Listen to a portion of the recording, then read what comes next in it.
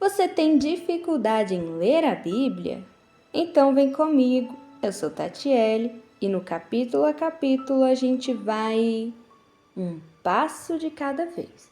Hoje nós leremos o livro de Mateus, capítulo 4. Então Jesus foi conduzido pelo Espírito Santo ao deserto para ser tentado pelo diabo. Depois de jejuar 40 dias e 40 noites, ficou com muita fome.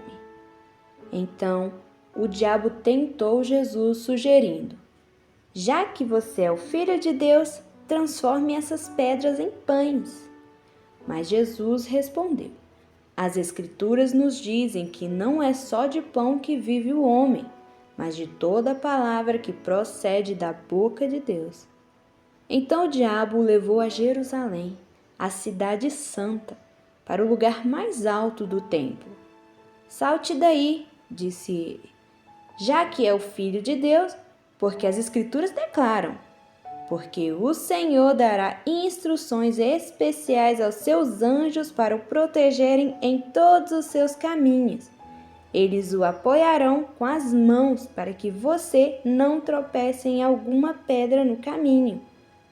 Jesus replicou: porém, as Escrituras também dizem: não ponham à prova o Senhor, o seu Deus. A seguir, o diabo levou Jesus a um monte muito alto e mostrou-lhe as nações do mundo e toda a glória delas. Eu lhe darei tudo isso, disse ele, se você ajoelhar-se e me adorar. Saia daqui, Satanás, disse-lhe Jesus. As Escrituras ordenam: adore somente o Senhor, o seu Deus, sirva somente a Ele. Então o diabo foi embora, e os anjos vieram e cuidaram de Jesus. Quando Jesus ouviu dizer que João tinha sido preso, voltou para a Galiléia. Ele voltou para Nazaré, na Galiléia, mas logo mudou-se para Cafarnaum, na margem do mar da Galiléia, perto de Zebulon e Naftali, para se cumprir a profecia de Isaías. Terra de Zebulon e terra de Naftali, na margem do mar, território do rio Jordão, e a Galiléia superior, onde tantos estrangeiros moram, ouçam. O povo que está andando na escuridão verá uma grande luz. Essa luz vai brilhar e iluminar todos os que vivem na região da sombra da morte. Daí em diante, Jesus começou a pregar: deixem o pecado e voltem-se para Deus, porque o reino dos céus está próximo. Um dia, quando estava andando à beira da praia do mar da Galileia, Jesus viu dois irmãos, Simão, também chamado Pedro, e seu irmão André. Eles estavam num barco pescando com uma rede, pois eram pescadores por profissão.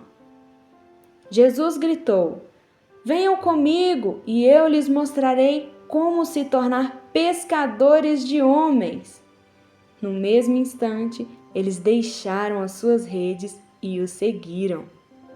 Um pouco mais adiante, na praia, ele viu outros dois irmãos, Tiago e João, sentados num barco com Zebedeu, o pai deles, consertando as suas redes, e ele os chamou para que viessem também. Os dois irmãos pararam de trabalhar na mesma hora e, deixando o pai, seguiram Jesus.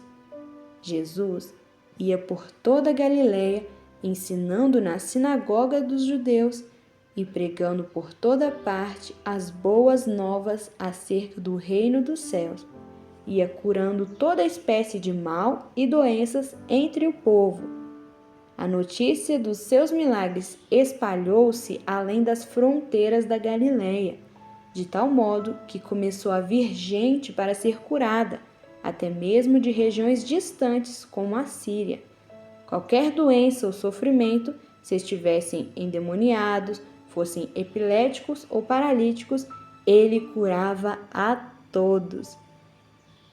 Multidões enormes o seguiam, gente da Galileia, da Decápolis, de Jerusalém, de toda a Judéia e até do outro lado do Rio Jordão. Mateus 4 começa com algo que muita gente ignora. Jesus foi levado ao deserto pelo Espírito. E isso já quebra uma ideia. Nem todo lugar difícil significa que Deus te abandonou. Às vezes, foi Ele quem te levou. Jesus estava com fome, cansado, vulnerável fisicamente. E é exatamente aí que o inimigo aparece. A tentação quase sempre vem no momento de fraqueza. E a primeira tentação foi: transforma essas pedras em pão.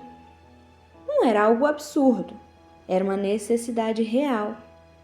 Mas o problema não era o pão, era fazer algo fora da vontade de Deus.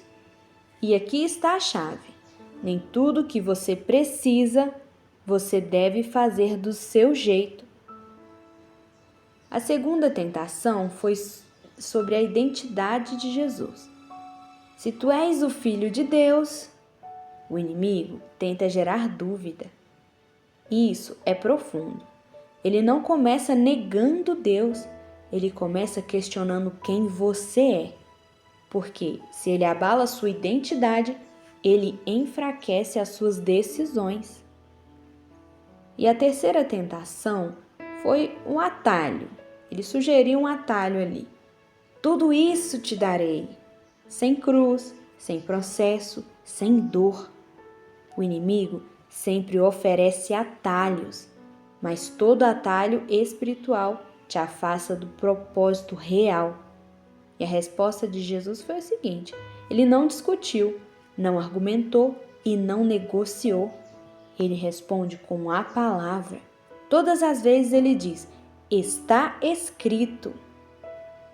Jesus venceu usando algo que também está disponível para você. E o que mais me chamou a atenção foi que o inimigo conhece a palavra, mas não vive a verdade. Ele chegou a usar a própria escritura, mas distorcida. E isso é muito atual. Hoje, muita gente usa versículos fora de contexto para justificar escolhas, para aliviar a consciência. Mas Jesus mostra: não basta apenas conhecer a palavra, é preciso viver alinhado com ela. Nem toda tentação é óbvia, nem toda oportunidade vem de Deus. Sua identidade define as suas escolhas. E a palavra é a sua arma, mas precisa ser vivida. Mateus 4 revela que a batalha não é só externa, é interna. E a vitória não vem da força, vem do alinhamento com a verdade. E agora, trago uma reflexão. Nem tudo que parece certo vem de Deus. Às vezes, o que parece solução é apenas um atalho disfarçado, e quando você não tem clareza da verdade, qualquer proposta parece válida. Mas Jesus mostrou que não é sobre facilidade, é sobre fidelidade. Então hoje, pense sobre isso.